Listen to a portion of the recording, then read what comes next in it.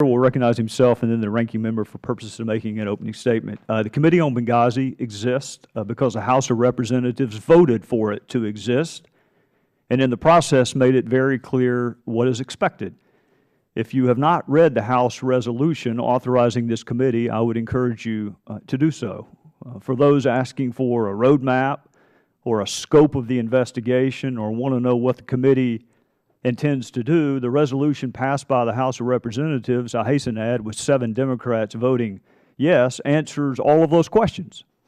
The resolution asks this committee to investigate all policies, decisions, and activities related to the attacks, the preparation before the attacks, the response during the attacks, efforts to repel the attacks, the administration's response after the attacks, and executive branch efforts to comply with congressional inquiries. The operative word in the resolution is the word all.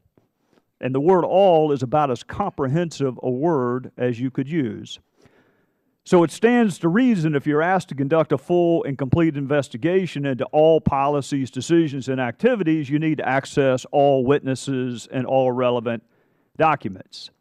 Because the final task assigned to this committee is to write a comprehensive report complete with recommendations on how to prevent future attacks. And to write a comprehensive report, you need access to all witnesses and all relevant documents. It is essential we talk to every witness with knowledge and examine all relevant evidence. If 6 people witness an important event, you cannot credibly report on that event by examining 1 out of the 6. Frankly, you can't credibly report on that event by interviewing 2 out of the 6. Each witness has a different perspective. Each witness may have observed a different fact. Each witness has a different vantage point. So to do your job, you have to interview all witnesses. So too with documents. It is interesting but not relevant, to note the number of pages agencies produce to Congress. What is both interesting and relevant is whether the agency has produced all documents responsive to the request. Giving Congress 10,000 pages of material out of a universe of 10,000 pages of material is good.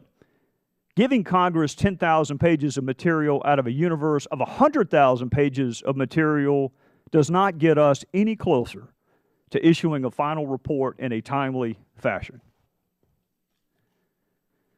And make no mistake, time is of the essence. The world is not a safer place, as some of you may have noted even this morning.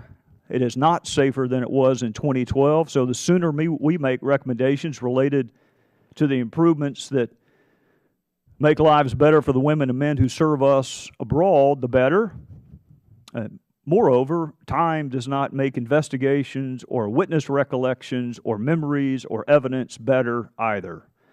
The purpose of today's hearing is to hear from some agencies and entities about the state of compliance with requests for documents and access to witness, and we have had some success. The State Department provided the committee with 25,000 pages of documents, previously provided to the Oversight Committee, but now with fewer redactions. In addition, this production included, finally, 15,000 new pages of documents. These documents include significantly more traffic from State Department leadership than in previously provided information to Congress. These new documents are a reminder that no previous standing committee compiled or had access to a complete record of events, which is precisely why the Speaker constituted a select committee to produce a complete, definitive record for our fellow citizens. Additionally, as of recent, the CIA made available some of the documents we requested in November. And while it is good to finally receive the new documents, the pace at which this process is moving is not conducive to the committee concluding its work expeditiously, and frankly, it should not take a public hearing to make progress on these requests. Our hearings should be about substance, not process. We should be analyzing documents, not waiting for them to appear. I want to read a quote. I can promise you that if you're not getting something you have evidence of or you think you ought to be getting, we will work with you, and I will appoint someone to work directly with you starting tomorrow.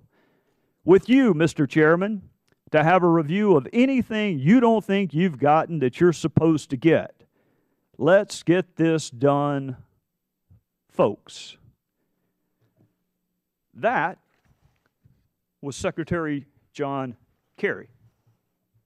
And that was in April of 2013.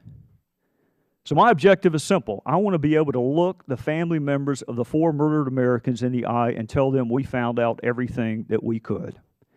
I want to be able to tell my fellow citizens, including the man from Oregon, who sat beside me on the plane yesterday, who used to guard facilities across the world as a Marine, that we made improvements that make women and men who serve us in dangerous places safer. And I want to be able to look my fellow citizens in the eye, regardless of their political ideation, and say, this is what happened, and this is how we can make sure it does not happen again. So there will be no mystery to my questions today. There will be no trickery and no artifice. I want to know when the agencies are going to comply with the request made by this committee so we can finish the work assigned to us, because I have zero interest in prolonging the work of this committee. And by the same token, I have zero interest in producing a product that is incomplete. So in conclusion, I want to be as clear as I can possibly be. We intend to access all of the information necessary to do the job the House instructed us to do. And we need to access that information now. Talking to only some of the witnesses will not work. And accessing only some of the documents will not work.